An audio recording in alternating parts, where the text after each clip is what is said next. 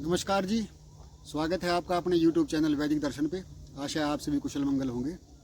तो आज का हम विषय लेके आए हैं वात रक्त, जिसको गाउट भी बोलते हैं। तो ये रोग जो है वात के बढ़ने से और रक्त के दूषित होने से होता है।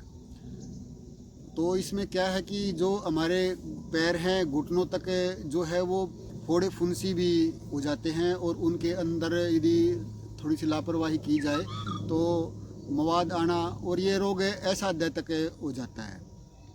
तो इसमें बहुत ज़्यादा परेशानी होती है। कई बार तो इसके उपद्रव जो होते हैं कि उसमें जो हमारे हाथ पैर की जो उंगलियां होती हैं वो टेढ़ी हो जाती हैं। तो आज हम इसी विषय के बारे में बात करेंगे कि ये किन कारणों से होता है और इसका क्या उपचार है। तो जिसने भी चैनल को सब्सक्राइब नहीं किया है वो चैनल को सब्सक्राइब कर ले और घंटी वाला बटन ज़रूर दबा ले, ताकि हर जानकारी का नोटिफिकेशन जो है, वीडियो का नोटिफिकेशन जो है वो आप तक पहुंच सके। तो अब बात करते हैं कि ये वात रक्त जो है वो क्यों होता है। तो और वात रक्त किसे कहते हैं? जो जैसे कि हाथी, घोड़ा, ऊंट की ज़्यादा सवारी करने वाले को ये दाहकारक पदार्थों का सेवन करने, दाहकारक मतलब यानी कि जैसे कि मिर्च मसाले का ज़्यादा सेवन करने से विदग्धा जीर्ण, जिसमें पहले से भोजन पचा नहीं है, उसके बाद फिर हम दोबारा भोजन कर लेते हैं, इसके ये भी एक कारण है। मनुष्य का जो मनुष्य के शरीर का जो रक्त है वो दूषित हो जाता है, दग्ध हो जाता है।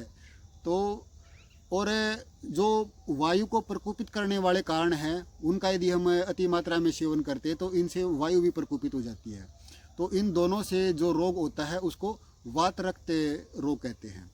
ये जो प्राय रोग है ये सुकुमार, जो कोमल प्रकृति के जो व्यक्ति होते हैं उनमें ज़्यादा होता है, और एक ही जगह बैठने का जो कार्य, एक ही जगह पर बैठे रहते हैं, या उनका जो कार्य है वो एक ही जगह पे बैठ के करने का होता है, और मीठे पदार्थों का ज़्यादा सेवन करने से उनको ये रोग जो है वो ज़्यादा पाया जाता है। तो और इसमें क्या है कि जो रक्त को दूषित करने वाले, जैसे कि भाई जो बताया कि भाई दाहकारी जो पदार्थ हैं इनका सेवन ज़्यादा करने से रक्त जो है वो दूषित हो जाता है, या फिर चोट लगने के कारण से रक्त दूषित हो जाता है।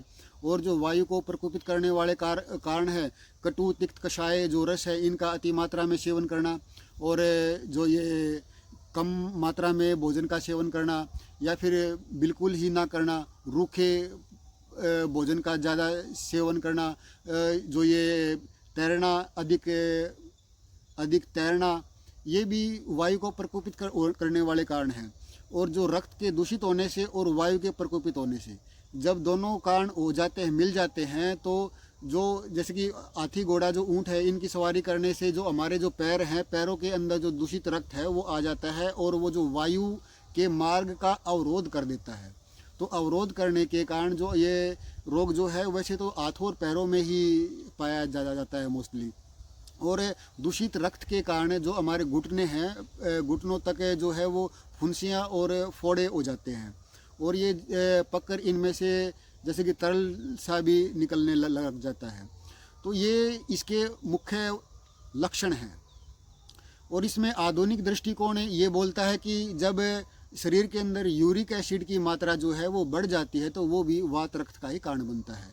जो हमारा जो किडनी है ये यूरिक एसिड को मूत्र मार्ग के माध्यम से छानकर बाहर निकाल देती है, तब वो उसको बाहर निकालने में असमर्थ होती है, तो यूरिक एसिड जो है वो ब्लड के अंदर मिल जाता है, और ब्लड के साथ साथ वो सारे शरीर के अंदर जाता है, और हमारे जो इतने ये जो ज्वाइंट हैं इन ज्वाइंटों के अंदर वो इकट्ठा हो जाता है, और वो इसे वात रक्त रोग का कारण बनता है।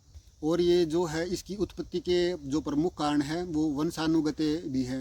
वंशानुगत मतलब यानी कि ये कि एक वंश के किसी उस व्यक्ति को है तो वो उसके आगे जो वंश आता है तो उसमें भी ये रोग होने के 50% से 80% तक चांस होते हैं। 20 साल की उम्र तक ये रोग नहीं होता। इसके बाद मध्यम आयु से लेके अंतिम आयु तक बहुत से रोगी इसके देखे जाते हैं। ये स्त्रियों की अपेक्षा पुरुषों में अधिक पाया जाता है। और पुरुषों में क्या है कि ये जो अंग्रेजी शराब का जो सेवन करते हैं उनमें ये ज़्यादा होता है। ये अंग्रेजी शराब भी जो है इस रोग की उत्पत्ति का प्रमुख कारण है, और इसकी अपेक्षा जो देशी शराब का सेवन करते हैं उनमें ये जो मात्रा ये कम पाई जाती है।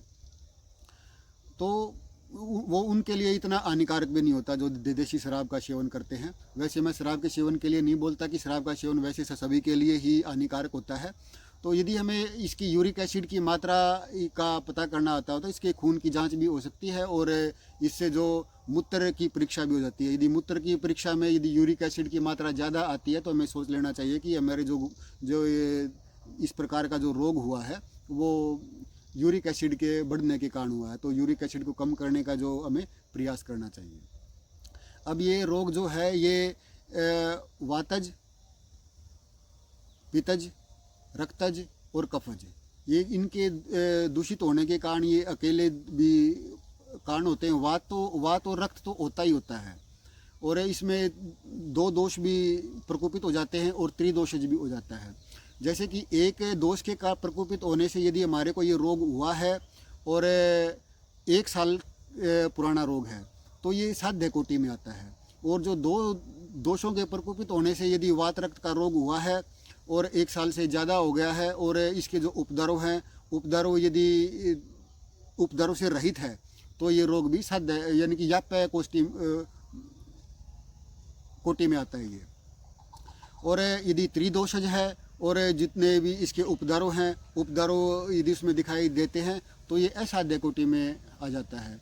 इसके जो उपद्रव हैं, ये वात रक्त रोग होने के बाद जो उपद्रव हमारे सामने आते हैं वो नींद का ना आना, भोजन के प्रति अरुचि होना, श्वास रोग, जहाँ भी इसमें जो फोड़े फुंसी होते हैं उनमें से सड़न पैदा हो जाना, सिरसूल यानी कि सिर के अंदर दर्द होना, हमेशा नशे जैसी स्थिति बने रहना, जवर आना, मोह, कंपन, हिचकी, पंगुता यानी कि हमारे हाथ पैर जो हैं वो कार्य करने में समर्थ न होना, विसर्प ये एक प्रकार का जो ये चर्म रोग ही है, और भ्रम, सुस्ती और उंगलियों में टेढ़ापन होना और अंगों का फूटना, ये इसके जो है उपद्रव, इस रोग में जो ये उपद्रव देखे जाते हैं।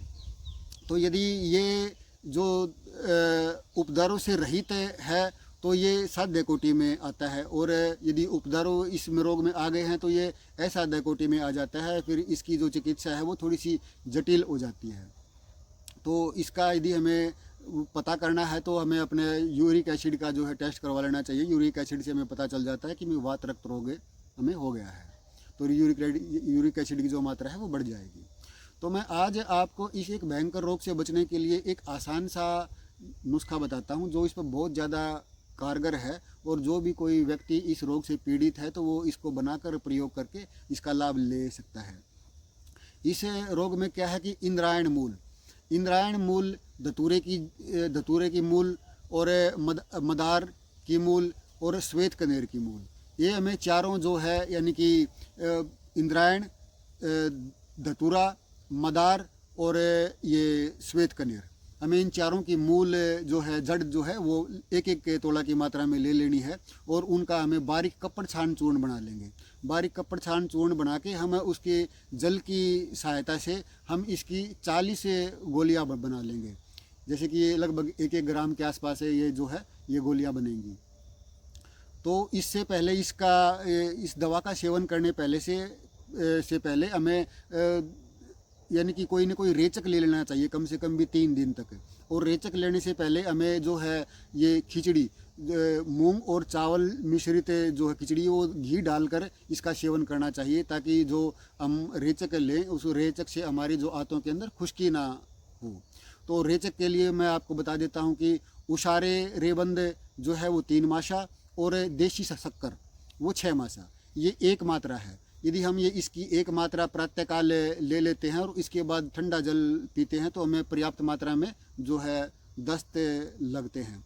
तो ये ऐसे हमें इसको प्रयोग को 3 दिन तक करना है, और ये 3 दिन के बाद यदि हमारा कोठा पूर्ण रूप से साफ़ हो गया है तो उसके बाद हमें ये चौथे दिन भी साफ़ हो गया तो ज़रूरत नहीं है, और यदि साफ़ नहीं हुआ तो हमें चौथे दिन भी इसकी जो है इसका प्रयोग कर सकते हैं। और उसके बाद यदि हमें इसका सेवन जो ये मैंने आपको प्रयोग बताया है इसका सेवन करते हैं तो ये फिर आशु लाभकारी है। ये उसमें एक चमत्कार का कार्य करता है, यानी कि इसको समूल नष्ट कर देता है। वात रक्त जो एक ऐसा दय रोग होता है और जो बहुत परेशानी वाला रोग होता है तो इसको समूल नष्ट कर देता है। तो और एक भी पेटेंट औषधियों का भी एक योग है, ताप्यादिलो और कैशोर गूगल। कैशोर गूगल इस वात रक्त रोग में बहुत अच्छा कार्य करता है। ये इसकी अपरिमित औषधि है। और इसके साथ है ये ताप्यादिलो, कैशोर गूगल और चंद्र प्रभावती।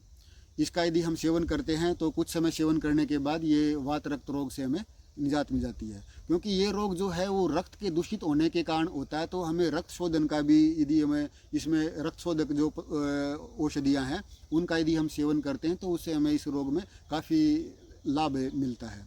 और हमें इसमें क्या है कि जो भोजन का सेवन करना है, इस भोजन के सेवन में हमें जो मेसी रोटी होती है, बेसन की रोटी जो होती है, बेसन की रोटी का घी और यानी कि 2 भाग घी और 1 भाग शहद, इसके साथ हमें मेसी रोटी का इसका सेवन करना चाहिए। और यदि हमें इसके बाद ये भूख लगे तो उसके भूख के अंदर हमें जो है शहद का पानी के अंदर शहद मिला के उसका सेवन करना चाहिए। और इसमें जो है ये तेल और मिर्च मसाले और खटाई, इसका हमें परित्याग बिल्कुल कर देना चाहिए, क्योंकि ये जो है इस रोग को बढ़ाने वाले का कारक हैं। तो आशा है आपको ये हमारी जानकारी अच्छी लगी होंगी, और आप यदि कोई भी इस रोग से पीड़ित है तो वो इस योग को बना के, जो मैंने आपको इंद्रायण वाला जो योग बताया था वो भी बहुत अच्छा कार्य करता है। यदि वो नहीं बने तो ये कैशोर गूगल वाला जो योग है ये भी बहुत अच्छा कार्य करता है इस पर। तो आप इसका सेवन कीजिए। तो आपके लिए शुभकामनाएं। आप सभी स्वस्थ रहें, सुखी रहें। नमस्कार।